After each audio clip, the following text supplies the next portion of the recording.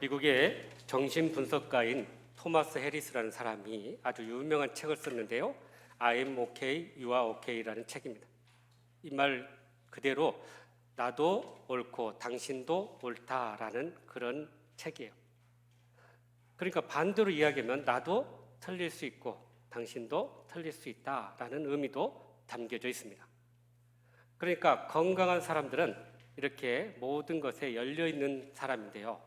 문제는 나는 옳고 당신은 틀리다라고 생각하는 것이 문제예요. 이런 사람들은 항상 다른 사람들을 그렇게 판단하고 정죄하기 때문에 늘 갈등을 일으키는 원인이 되기도 합니다.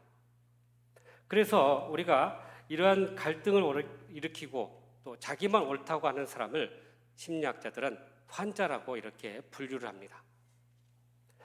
그래서 나만 옳다고만 여기는 것은 정서적으로나 영적으로도 건강하지 못하다는 것을 보여준다는 거예요.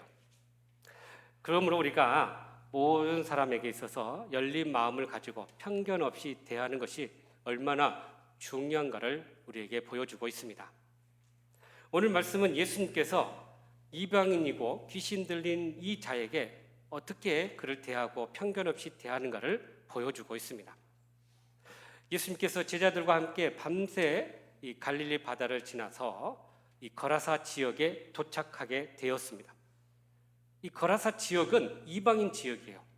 이방인 지역에 도착하자마자 한 귀신 들린 사람이 예수님 앞에 나오게 된 것입니다.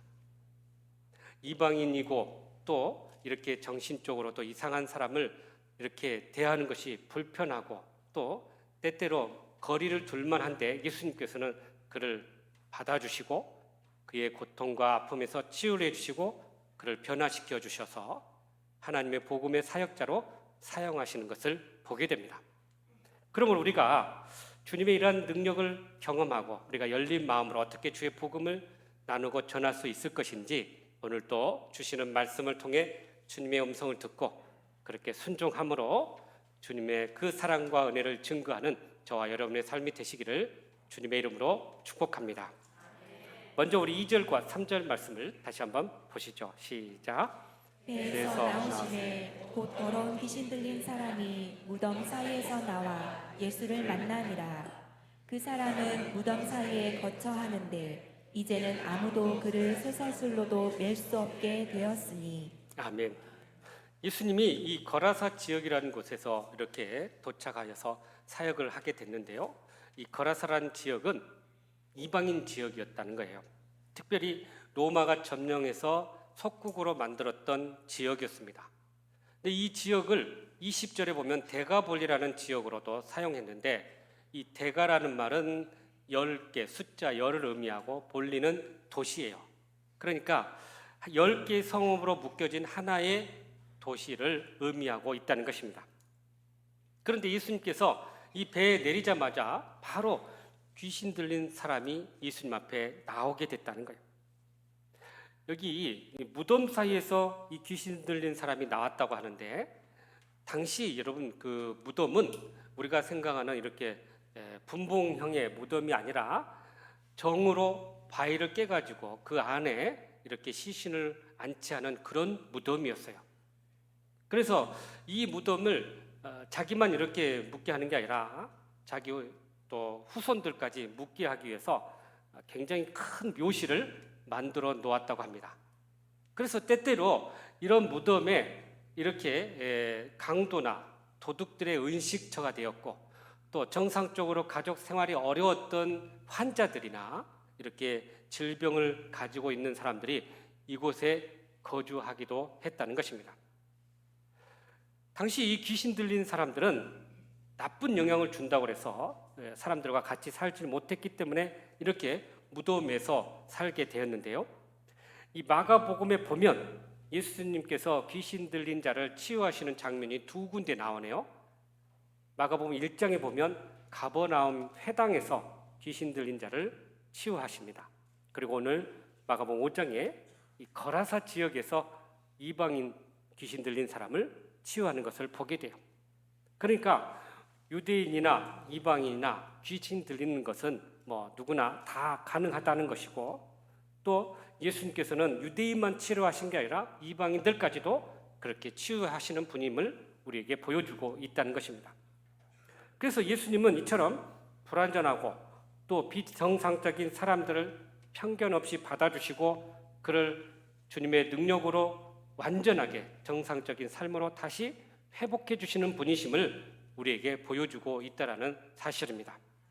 그러니까 우리의 삶에 어떤 어려움이 오고 불완전하고 또 비정상적이다 할지라도 주님께서 우리의 삶 가운데 함께 하시고 우리를 치유해 주시고 고쳐 주신다면 우리는 온전히 회복될 수 있다는 것을 이 사건을 통해서 우리에게 보여주고 있는 것입니다. 여러분, 귀신 들렸다라는 말은 어떤 의미일까요? 귀신에 붙들린 상태 또는 귀신의 지배를 받는 상태를 의미합니다. 그래서 이 귀신에 대해서 이 특징을 이야기하고 있는데요. 오늘 본절에 3절에서 5절까지의 말씀을 보면 귀신 들린 자의 특징을 잘 묘사해 주고 있어요. 먼저는 이 귀신의 존재 앞에 더러운이라는 수식어를 붙였다는 거예요. 그러니까 귀신의 이 행동과 삶은 더럽다는 거예요. 다시 말하면 하나님의 거룩한 삶과 반대되는 모습으로 더러운 삶을 사는데 내적으로나 외적으로나 말이나 행동이나 모든 것이 더러운 그런 모습을 보여주고 있다는 것입니다. 두 번째는 이 귀신 들린 사람 무덤에서 살고 있었다는 거예요. 여러분, 무덤은 생명이 없는 곳입니다. 그러니까 다시 말하면 생명이 없이 그렇게 살아가는 존재들이다라고 이야기할 수 있어요. 세 번째는 귀신 들린 사람은 감당할 수 없는 초인적인 힘을 소유하고 있다고 이야기합니다. 그래서 통제가 안 되고 컨트롤이 안 되는 그런 제어할 수 없는 힘을 가지고 있다고 이야기해요. 네 번째는 이 귀신 들린 사람은 잠을 자지 않고 밤낮으로 돌아다니면서 큰 소리를 지른다라고 이야기합니다. 그러니까 몸을 쉬지 않고 그렇게 돌아다니면서 비정상적인 삶을 산다는 거죠. 마지막으로 귀신 들린 사람들은 자기 몸을 해하는 특징을 가지고 있습니다. 그래서 이렇게 머리를 벽에 박든지 또 옷을 찢든지 칼로 자기 몸을 상처를 내든지 하는 그런 모습들을 보게 된다는 거예요.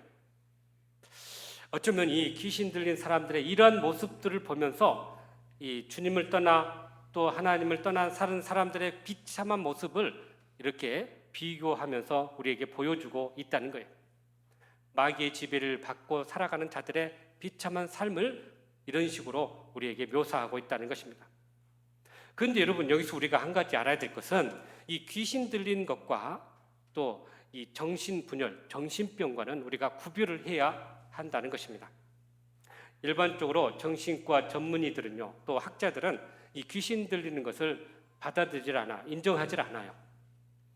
그러한 그들의 행동들이 다 어떤 충격과 고통 가운데서 나오는 그런 행위다라고 이렇게 이야기합니다. 그러나 성경은 분명히 이 악한 영의 존재를 분명히 이야기하고 있고요. 그리고 그 악한 영의 지배받았을 때 이러한 현상이 있다는 것을 우리에게 말씀해주고 있습니다. 목회적으로 봐도 이 정신분열은 그런 환각과 망상을 통해서 이렇게 지속되지만, 그러나 때때로 약을 통해서 이것이 컨트롤이 되는 것을 보게 돼요. 그러나 이 귀신 들리는 것을 보면 약으로도 통제가 안 되고 그야말로 자기 마음껏 살아가는 그런 모습을 보면서 이렇게 귀신 들린 자들의 모습을 보면은 통제가 되지 않는다는 것을 보게 됩니다. 그러나 우리가 중요한 것은 이 예수님께서 이 귀신을 물리쳐 주시고 또 그를 또 치유해 주시는 것을 우리가 알게 된다는 거죠. 그래서 성령이 임하면 귀신도 떠나간다라는 것을 분명히 우리에게 말씀해 주고 있어요. 그러니까 우리가 믿고 주님 안에서 거하면 귀신 들릴 이유도 없고 또 귀신의 지배를 받을 일도 없다는 거예요. 오히려 우리가 그들을 대적하면서 살아갈 수 있다는 것입니다. 제가 부목사로 사역할 때가 있었어요. 우리 교회 교구 한 집사님이 자기가 친한 친구가 하나 있었는데 이 친구가 자살을 한 거예요. 그래서 너무 충격을 받아가지고 그 친구한테 갔는데 그 시신을 보면서 갑자기 이 두려움이 밀려오기 시작했다는 것입니다. 그래서 그 이후로 그렇게 무서운 병이 생겼는데요. 누가 막 자기를 따라다니고 잠잘 때도 자기 옆에 있고 그러니까 무서워서 잠도 못 자고 늘 두려움에 떨면서 그렇게 생활했어요. 그 소식을 알고 이제 저희 그 기도하시는 권사님들하고 함께 가서 예배 드리고 기도하고 찬송하고 막 이제 그렇게 좀 귀신을 쫓는 이제 그런 일들을 했죠. 근데 이게 하루아침에 나가는 게 아니에요. 보니까 한 2달, 3달을 그렇게 힘들게 하더라고요. 그렇게 계속해서 기도하고 찬송하고 말씀으로 선포하면서 물리치고 하니까 어느 순간에 떠나더라는 거예요. 그리고 다시 정상적인 모습으로 회복이 됐던 것입니다.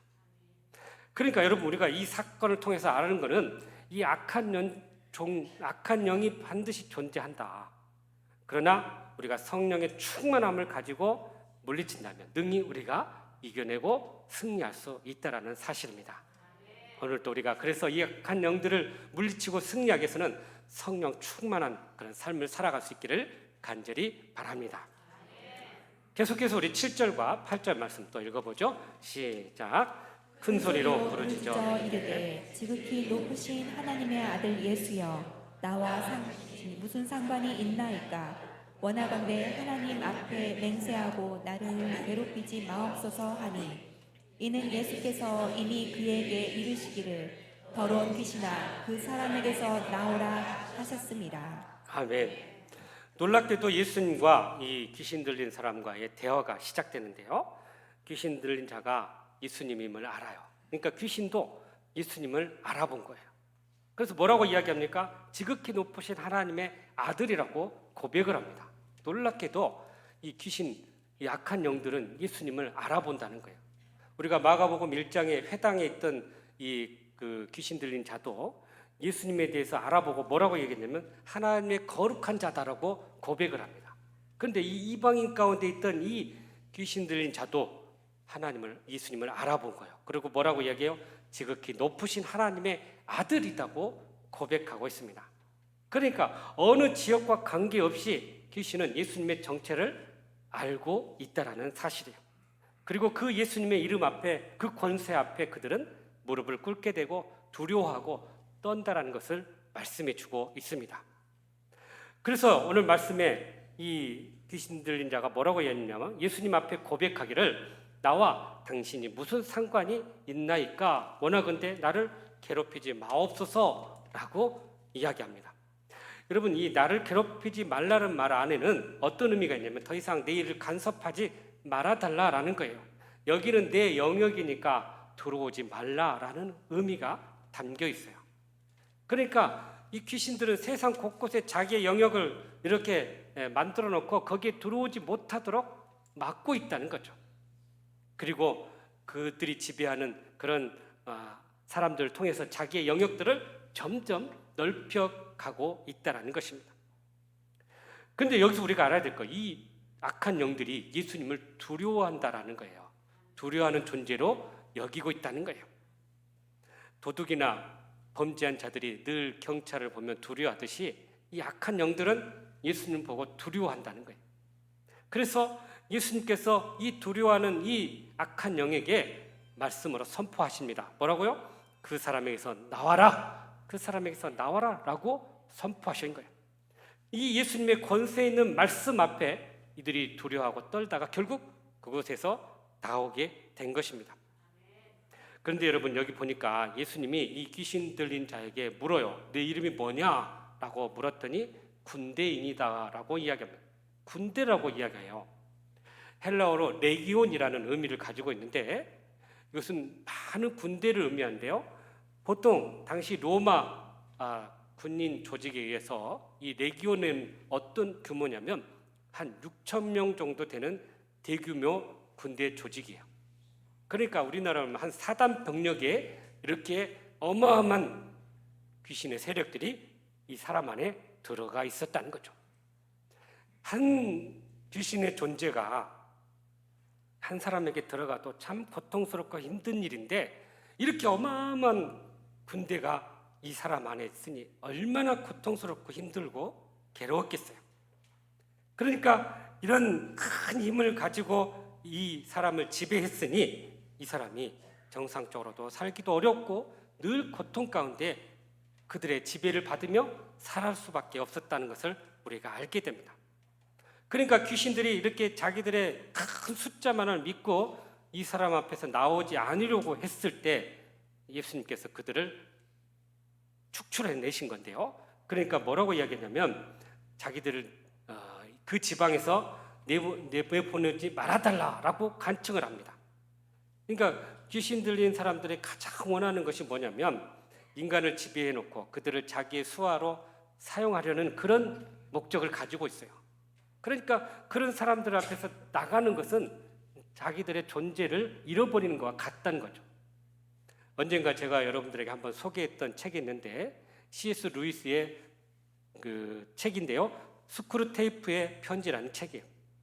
이 책 내용이 어떤 내용이냐면 사실은 사탄의 입장에서 어떻게 그리스도인들을 멸망케 하고 쓰러뜨리게 하는가 하는 그런 제목의 책이에요. 그러니까 우리가 이 책을 읽어봐야 할 이유가 있는데 그들의 전략이 나와요. 계급이 높고 또 경험이 좀 있는 귀신이 계급이 좀 낮고 경험이 없는 귀신한테 이렇게 이제 가르쳐주는 훈련 교감이에요.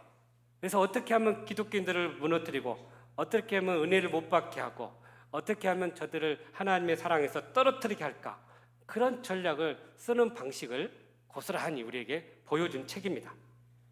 그러니까 여기 보면 할 수만 있다면 우리 믿는 자들이 은혜 받지 못하도록 하고 봉사하지 못하게 하고 전도하지 못하게 하고 그렇게 안일하게 살다가 그렇게 떠나게 만들려고 하는 전략들을 쓴다는 거죠.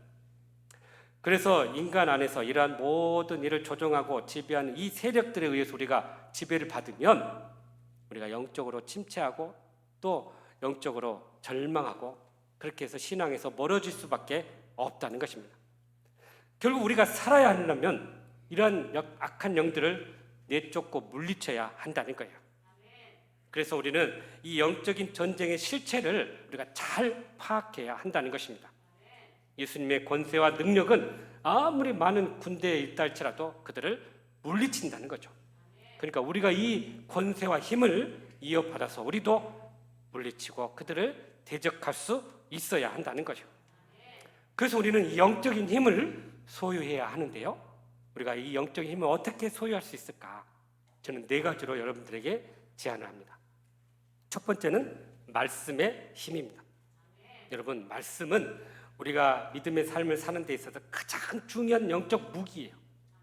그러니까 하나님의 전신 갑주를 입어야 되는데 다 방어용 무기인데 말씀의 검은 공격형 무기예요.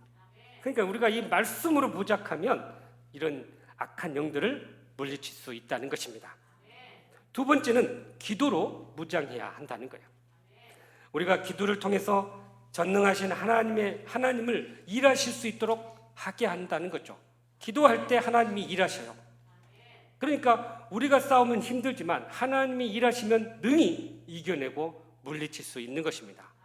그러니까 우리가 기도로 무장해서 하나님을 통해서 영적으로 그들을 대적할 수 있어야 한다는 사실입니다. 세 번째는 예수 그리스도의 인격과 삶을 우리가 닮아가야 한다는 것입니다. 여러분, 우리가 영적으로 무장하는 방법은 예수님의 삶을 따르는 거예요. 예수님을 닮아가는 거예요. 예수님처럼 살면 돼요. 그래서 예수님 안에 거하면 그 안에서 우리가 놀라운 능력을 발휘할 수 있다는 사실입니다. 마지막 4번째는 성령 충만한 삶이에요. 성경 사도행전 1장 8절에 분명히 우리에게 말씀하십니다. 성령이 너희에게 임하시면 권능을 받고 증인이 된다고 이야기해요. 바로 이 성령의 충만함을 통해서 우리가 권능, 능력을 받았을 때 우리는 능히 약한 영들을 물리치고 주님의 주신 그 사명을 온전히 감당하게 될 줄로 믿습니다. 그러므로 예수님의 권세와 능력을 힘입어서 우리가 영적인 힘을 소유하고 그렇게 마귀와 대적하며 승리하는 저와 여러분의 삶이 되시기를 주님의 이름으로 축복합니다. 마지막으로 우리 20절 말씀 다시 한번 보시죠. 시작. 그가 가서 예수께서 자기에게 어떻게 큰 일을 하시는지를 데가볼리에 전파하니 모든 사람이 놀랍게 여기더라. 아멘. 귀신이 나가자 이렇게 온전한 치유를 경험했던 이 사람이 예수님 앞에 나와서 예수님을 따르겠다고 이야기합니다. 그러자 예수님께서 그것을 허락하지 않아요. 그리고 먼저 그가 해야 할 일에 대해서 말씀해 주고 있습니다. 바로 너희 집으로 돌아가서 너에게 일어났던 일들을 전하고 증거하라고 이야기합니다. 여러분, 우리가 주님을 만나고 주님의 사랑을 경험하고 주님의 능력과 기적을 경험했다면 우리가 제일 먼저 해야 할 일은 바로 그 사실을 우리의 가장 가까운 가족들과 이웃과 친구들에게 전하는 일이라는 사실이에요. 예수님께서 내게 행하셨던 그 놀라운 치유와 그 은혜와 그 기쁨을 나누는 것이 바로 우리의 사명이라는 사실입니다. 예수님의 제자가 되려면 해야 할 일들이 있는데요. 특별히 디모데전서 3장에 보면 그들의 그 자격에 대해서 이야기를 합니다. 교회 지도자나 감독이나 또는 집사나 이런 분들이 여러 자격이 있는데 공통적으로 강조하는 자격이 하나 있어요. 그것은 뭐냐면 일관되게 자기 집을 잘 다스려야 한다라는 표현이 나옵니다. 반복적으로 나와요. 그러니까 복음을 전하기 이전에 먼저 자기의 집을 믿음으로 말씀으로 잘 세워야 한다라는 의미를 가지고 있어요. 그러니까 내가 주의 일들을 하고 있는 것도 중요하지만 우리 가정에 우리 자녀들이 믿음의 길을 걷도록 하는 것, 또 우리의 가족들이 우리의 부모님이 믿음 생활하도록 이끄는 것, 이것이 가장 우선순위가 되어야 한다는 거예요. 그래서 그들을 먼저 세워놓고 나아가서 주의 복음을 전하는 것이 바른 그런 과정이라는 거죠. 주님은 이 사람에게, 고침을 받은 이 사람에게 먼저 그 가정이 복음으로 세워지기를 원하셨어요. 그래서 그를 그의 가정으로 보내주셨어요. 파송하셨어요. 그리고 그 가정을 구원하기를 원하셨던 거죠. 그러니까 가정이 가장 먼저 우리 복음화의 첫 번째 장소가 되어야 한다는 것입니다. 그래서 주의 은혜를 경험하고 주의 사랑을 경험했다면 먼저 우리 자녀들과 우리 가족들에게 그 은혜를 나누십시오. 여러분, 간증이라는 거, 또 전도라는 거 어려운 게 아니에요. 주님이 나에게 하셨던 일을 그대로 전하는 거예요. 이야기하는 거예요. 주님이 나의 상처와 아픔을 회복해 주셨다면, 치유해 주셨다면 그걸 그대로 우리 자녀들에게, 가족들에게 알리는 거예요. 주님이 나의 질병을 치료해 주셨다면 주님이 나를 이렇게 치료해 주셨어 라고 전하는 거예요. 주님이 내 기도에 이렇게 응답하셨어, 그렇게 그들에게 알려주는 거예요. 문제를 해결해 주시고 또 내 삶에 주관하시고 개입하셨던 이런 모든 일들을 증거하는 것이 바로 전도이고 간증인 것입니다. 그래서 사랑하는 가족들이 이 복된 소식을 듣고 그 은혜 안에 거하게 하고 그들을 구원으로 이끌어내는 것이 바로 우리의 최대 사명이라는 사실이에요. 여러분, 그러니 내가 이렇게 가서 복음을 전하고 또 주의 은혜를 증거하면 그들이 한 사람 한 사람 그것을 받아들여서 변화되면서 그 가족 또 그 형제들이 구원받는 것을 보게 돼요. 가끔 이렇게 전도하다가, 아니 신방하다가 어떻게 교회 다니게 되셨어요? 물어보면요, 놀랍게도 한 분의 전도를 받아서 이렇게 예수 믿게 됐는데 그분이 거기서 멈추지 않고 자기 자녀들, 형제들, 심지어 부모님까지 전도하게 됐다라고 이야기할 그런 간증들을 자주 듣게 돼요. 그러니까 한 사람이 얼마나 중요한가를 우리가 알게 됩니다. 한 사람이 이렇게 회복되고 변화되고 구원 얻으면서 그 사람을 통해서 이렇게 관계 맺었던 사람들이 다 그렇게 주님 앞에 돌아오는 일들이 일어나게 된다는 것입니다. 자본주의나 물질주의에 빠져 있는 사람들은요, 이런 한 사람에 대한 소중함을 많이 이렇게 놓칠 때가 많아요. 그래서 좀 이렇게 소수의 사람은 좀 희생하면 되지. 또 여기 본문에 나오는 돼지 2,000마리가 막 죽게 되는데 그 2,000마리 너무 아깝다, 그런 생각할 때가 있지요. 그러나 주님은 분명히 우리에게 말씀하시기를 한 영이 영혼이 천하보다 귀하다고 분명히 말씀하고 있어요. 그러니 우리가 이 영혼을 그렇게 귀하고 소중하게 여겨야 한다는 것입니다. 그들을 잘 정말 섬기고 사랑으로 이끌어서 주의 사랑의 자리로, 복음의 자리로 이끄는 것이 바로 우리의 삶이 되어야 한다는 것입니다. 그 사람을 통해서 그렇게 많은 영혼들이 돌아오게 될 줄로 믿습니다. 게일 바토시라는 한 소녀가 있는데요. 이분이 정신지체아이고 또 태어나면서부터 지능이 아주 낮아서 그렇게 어렵게 살아가는 소녀였어요. 얼굴도 그렇게 보기에 참 이렇게 혐오스러울 정도로 참 얼굴도 그렇게 참 사람들에게 그렇게 좋은 반응을 받지는 못한 사람이었는데, 아버지가 이 아이의 병을 고치기 위해서 백방으로 노력하라고 좋은 병원 의사 선생님 다 만났지만 치료할 수가 없었어요. 결국 아버지가 돌아가시기 직전에 병원에다가 자기 재산을 기부하면서 이 자녀를 꼭 치료해달라고 부탁을 합니다. 근데 이 바토시가 병원을 가는 것은 별로 기쁘게 생각하지 않고 교회 가는 것은 기쁘게 여겼어요. 그래서 매일 일과가 아침 일어나서 교회 가서 기도하고 그렇게 교회에서 놀다가 오후에 돌아오는 그런 일과였답니다. 한 번은 교회 가서 하나님 앞에 기도했습니다. 하나님, 저도 다른 사람들과 같이 똑같이 일하고 싶고 똑같이 살고 싶습니다. 그렇게 기도했답니다. 그러고 나서 이렇게 나와서 이제 교회 주변을 이렇게 산책을 하고 있는데 교회 옆에 유치원 하나 있었어요. 아이들이 놀이터에서 막 놀고 있는데 그 옆에 가서 아이들하고 같이 놀아주고 받아주고 싸우는 거 말려주고 같이 그렇게 놀아주면서 친구가 된 거예요. 며칠을 그렇게 같이 하니까 이 원장 선생님이 바토시의 그 모습을 보고 걔를 불렀답니다. 너 우리 유치원 와서 보조교사로 좀 수고해 줄 수 있겠니? 라고 부탁을 했어요. 그랬더니 이 아이가 너무나 감사하는 마음으로 그 일을 감당하게 되었습니다. 하나님께서 내 기도를 들어주셨다. 그래서 정말 감사하는 마음으로 최선을 다해서 아이들을 섬기면서 열심히 일했더니요, 다른 선생님도 그를 귀하게 여기고 복되게 여겼어요. 세월이 흘러서 원장 선생님이 그를 불렀답니다. 너 보니까 내가 보니까 교사해도 되겠는데 한번 정교사가 되도록 뭐 공부도 하고 다시 해보지 않을게? 그렇게 도움을 준 거예요. 하나님 앞에 지혜를 구하면서 또 열심히 그 일을 공부를 하고 해가지고요, 결국 정교사 자격증을 따서 유치원 정교사가 된 거죠.